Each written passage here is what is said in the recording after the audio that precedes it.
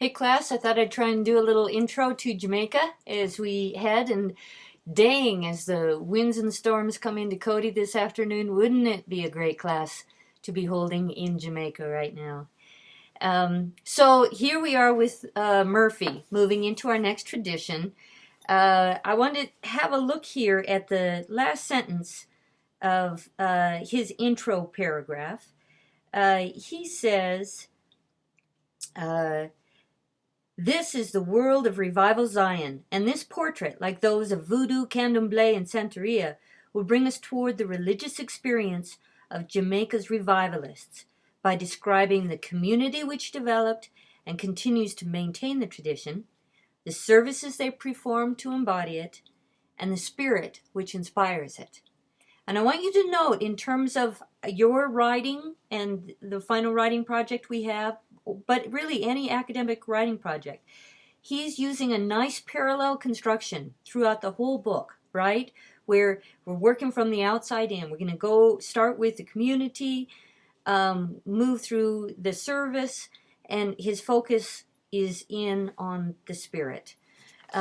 So I want to return us again to this important line in the introduction as we think about what's it mean to move into the next tradition with Murphy, especially since now we've got an even stronger Christian identification happening.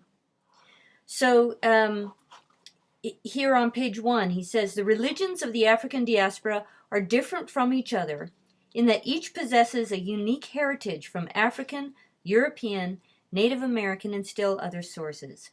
Yet they are like one another in that all recognize the special priority of their African roots. The founders of diasporan religions came from West and Central Africa, where certain conventions of worship obtained over wide geographic areas. So he wants to talk about there is an African root that survives this diaspora. It comes from that geographic familiarity and consistency of the African ritual practices. And then I want to move over to page 2. And I'm looking here because that whole paragraph is worth rereading, but I'm not going to do it to you.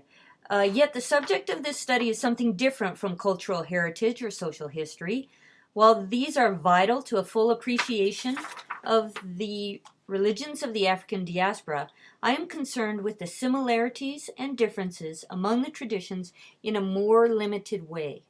Right? He's not going to give us a comprehensive survey of the social and cultural history of every place, because he knows the limits of what you can do in the book. So here, this is the comparison I'm going to give you, and now here's the focus that will allow me to move across these different islands, across these different traditions, and I can adequately focus in on this issue to make an interesting and informed book. So the issue is going to be, I am concerned with the similarities and differences in a limited way. I'm interested in the way in which each tradition constructs and develops a code of relationships between human beings and spirit. So, now let's go back over to Jamaica and think about, all right, where are we going to end up here as we move from the outside in? Community, service, spirit. What is going to be unique about Jamaica? Unique to Jamaica, we start right here in community, was the harsh mortality rate. And if you calculate this over about 150 years, 1655 to 1807, the population, the slave population, declined by over half. When have you ever seen a community of people decline in their population by over half in 150 years? Have a look at your own families. Just think about what it means for 750,000 people to become 320,000 people in the course of 150 years. That's a devastating mortality rate. Now, I do want to note that in a way, anyone from Wyoming should be familiar with this kind of mortality rate because the Native Americans of our region had their numbers reduced by half 4 times, which brought them down to about a tenth of their original numbers.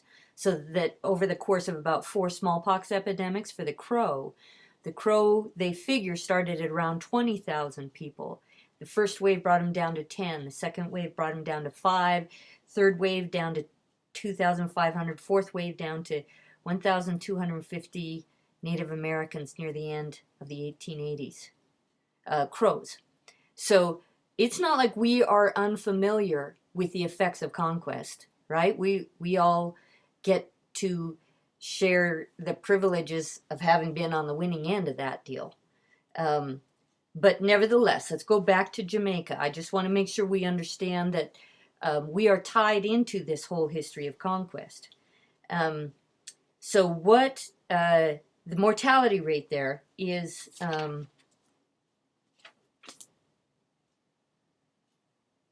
I'm checking my note here, is part of its uniqueness. So let's just think about it. What would that mean to you as a community trying to make sense with your kinship structures shredded, new people coming in, a horrific mortality rate, women being regularly raped, and people being sold and moved on? How would you create a moral universe if that was your reality?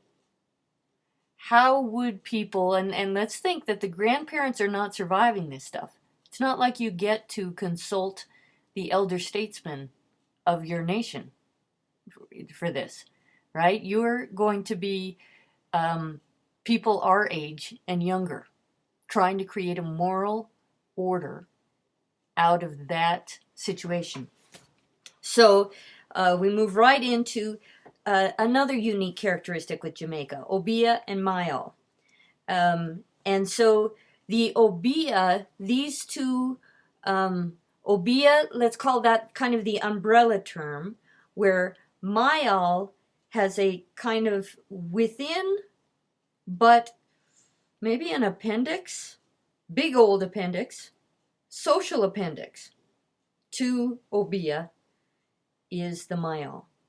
Why do I want to put it that way?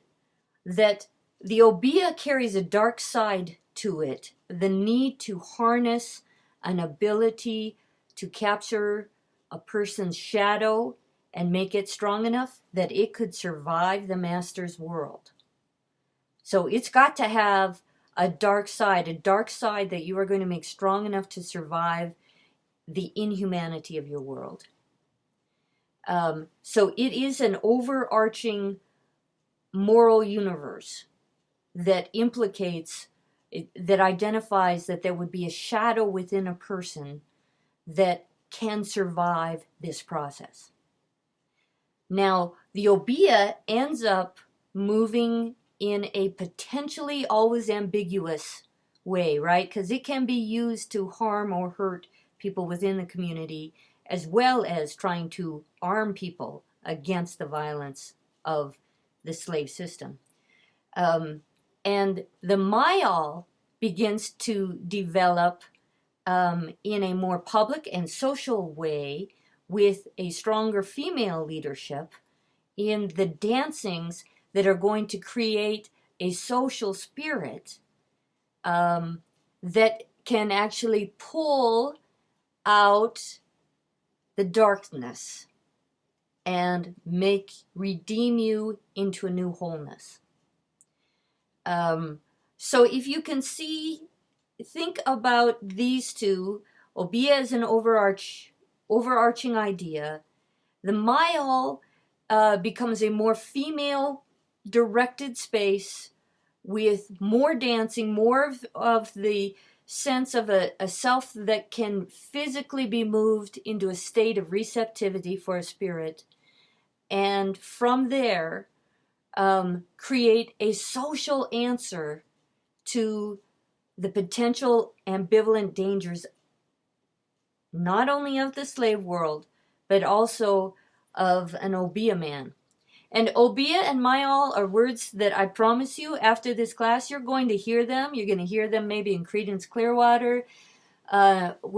Somewhere recently I heard the obeah man. I think it was a song, maybe it was even a cartoon. Anyway, you're going to start hearing these terms now. And like, I got it. Now I get it. So I'm going to leave it at that. Let you guys get on to this. I think it's a well-written chapter, and looking forward to what you can do with the material this week. Thanks for listening. Bye.